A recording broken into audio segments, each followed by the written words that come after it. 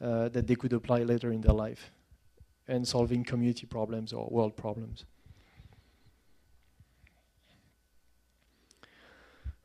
So why should you participate? Why should you organize a Software Freedom Day event this year and next year and the years to come? Well, obviously because it matters.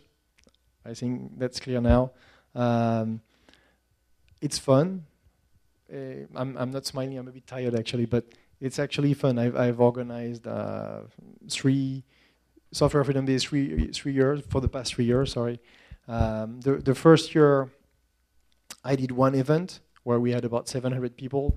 The second year we did 3 events, and the third year we did 86 events all over China. So from doing 1 little event first, then we started to develop and help other teams to organize events, and I've really had a lot of pleasure, a lot of fun working with other people, seeing students, for example, organizing events and trying so hard to make it work. And I think it's a great experience also for people to develop skills, to develop building relationship with local partners, local sponsors, with their schoolmates, preparing for an event, organizing all the signage. I mean, you can see every open source event is very similar in somewhere where you need signs, you need rooms, you need all these kind of things, and I think it's a very great experience that you can get for free, on top of having fun, because there is no pressure.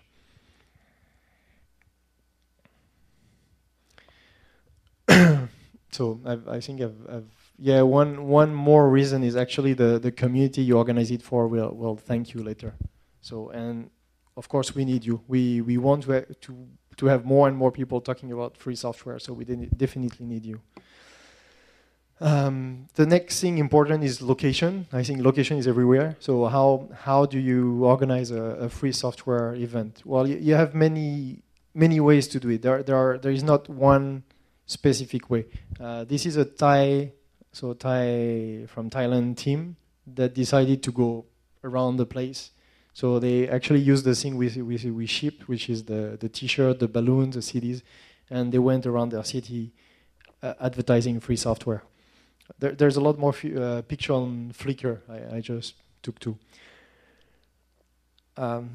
In a cafe, so you can just hang up at your Starbucks, and look a bit stupid, and then people will come and talk to you. That works as well.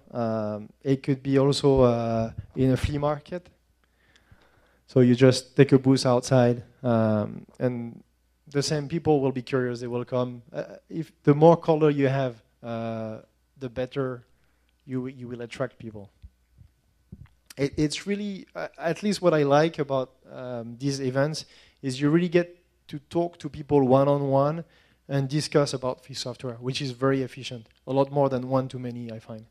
So you challenge. I mean, they challenge your belief about free software all the time, because they have issues that they think are not easy to resolve. And they've all heard once or twice about OpenOffice.org or Linux and say, oh, that's complicated, that's technical, I don't know how to install it, I don't know how to do that. And you can really actually brush up your skills about talking, and maybe technical skills as well. Can be in an office, maybe your manager or your boss will be okay to open the office on a Saturday. So that's also another possibility. Here it's in a playground, so a public place where people bring their kids during the weekend. It doesn't have to be formal, it doesn't have to be a conference. This is in a shopping mall. So for us in China, shopping mall is difficult because they're going to charge us if we go there, and it's a small place, but I know other places should be a lot easier. It really depends on the country. I think this team is in Australia, actually. This is a university, so it's a very similar setup as this one. That was the event in Beijing in 2007. So we had more people than we expected, actually. This is, I'm not quite sure, it looks somewhere between a warehouse or a public outdoor space. And that works well as well. This is an indoor room, so maybe town hall, maybe maybe this local government can give you a room for the day or half a day. Same, you see. Here it's I think it's Kuala Lumpur. This is a subway station. So they went again in a public area to try to get more people that actually don't know about software. And this one is a funny one. This is a pub, obviously. This one, they are night animals, I suppose, and they went into a pub to promote free software. And then if all these options don't work, and you can't find another place, well, maybe your garden will be fine. Assuming you're a gardener, you don't live at the 12th floor, but maybe your friend's garden. So, how do you make it happen? Well, first, you obviously can't. It's difficult to do everything on your own. So build a team. It's more fun to do it with a few people. So I think three to four people is good. Try to get people with different skills because you will have different tasks to accomplish. There are some communication tasks. There is a bit of technical tasks, maybe maintaining the wiki or the web page, talking with sponsors, going to schools and getting people to come. What's important is to make a plan, what you want to achieve, even if it's not much. You can say, okay, my plan is to talk to 10 people who don't know free software. And so you hang up in a place like in a cafe, and maybe you're going to talk with people who already know free software, so that's not your target. But if you achieve your target, you'll feel very good. And 10 people maybe is not a lot, but actually 10 people who don't use free software is not bad. We organize, Pocky here is also my partner. We work together on promoting free software. We organized an install fest for Girl, when was it, 2 years ago? And the same, instead of having a big event where a lot of people that we know or don't know come, we only called people we knew in our friends and asked them the one that don't know Linux. And we did, so we didn't have a lot of people. We had actually 10, 15, 20, 18, I think, people. But we did a very, the work was more on the follow-up to make sure they keep using free software, not they install it once to make you happy and then they stop.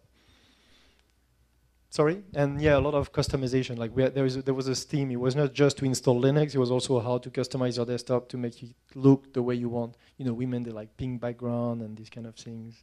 So they were very happy. But so I think objectives, having a target, it really helps you to know and achieve what you want. Well, then you have to decide the location, how long. I think half a day is fine. Doing an event that's the whole day, sometimes you might have problem with food because food costs money. So if you start in the morning, especially a Saturday morning, people might be sleeping. And then they might leave at lunch and not come back if you don't provide the food. So maybe just the afternoon is better. It's really up to you, depending on their budget, on your audience, where they are. So the other question is, do you need money? I tend not to like money so much. Because I think it brings, especially in informal groups, where it's not codified what to do with the money, it tends to bring issues. That's my feeling. You might have a different perspective.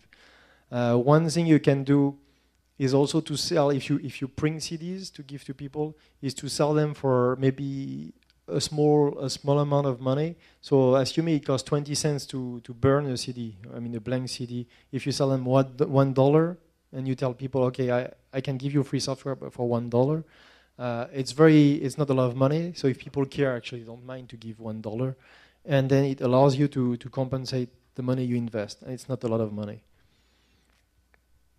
So you have a calculation, so you know the return on investment. And if you need money, then you really need to have a budget to know how much money you need to plan. We can help you. That's the kind of thing that SFI can help you with budgeting, how much things cost and what do you need depending on the type of event. And then you have to make a plan and send it to sponsors. I found out that for such an event, if you're very transparent with the sponsors and you list all your costs, you have a lot more chances to get funded. When we organized our first SFD, we sent all the details to all our sponsors, including Google, and Google decided to pay half of it. because they saw that it was a serious, well-organized event, I guess. So being transparent will help you to get people funded. The purpose is not for you to make money, but it's for you to get the event running.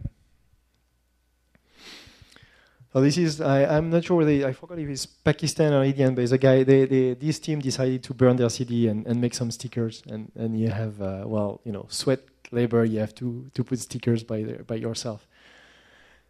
For information, the same, Pocky and I and the Beijing Linux user group ship the goodies to all the teams every year. So the past 2 years, actually, we've sent about 300 packages to all over the world.